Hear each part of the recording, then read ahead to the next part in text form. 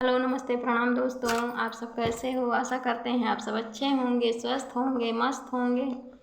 तो हम आप लोग को एक बन्ना बन्नी गीत सुनाने जा रहे हैं, सुहाग गीत। अगर पसंद आए तो लाइक सब्सक्राइब जरूर करना।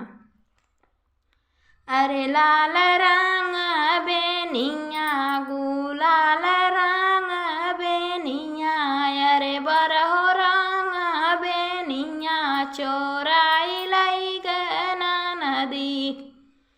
अरे लाल रंग बेनिया गुलाल रंग बेनिया चोराई लाई गना नदी।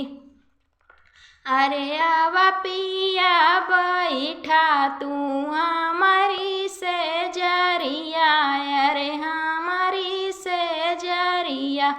अरे लाल रंग बेनिया गुलाल रंग बेनिया, अरे बरहो रंग बेनिया चोराई लाई गना नदी। अरे बरहो रंग बेनिया चोराई लाई गना नदी।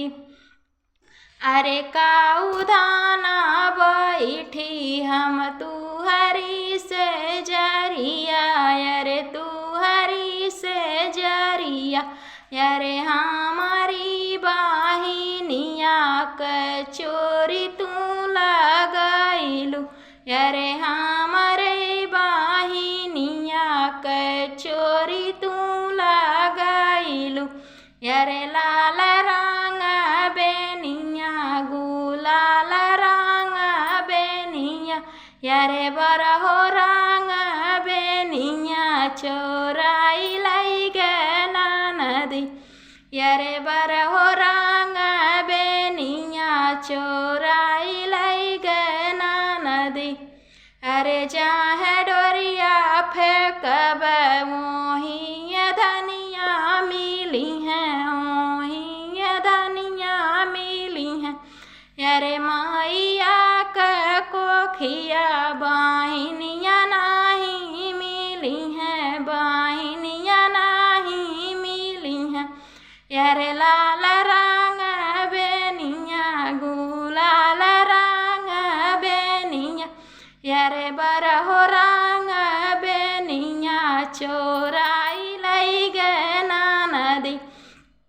अरे बरहो रंग बेनिया चोराई लाई गना नदी।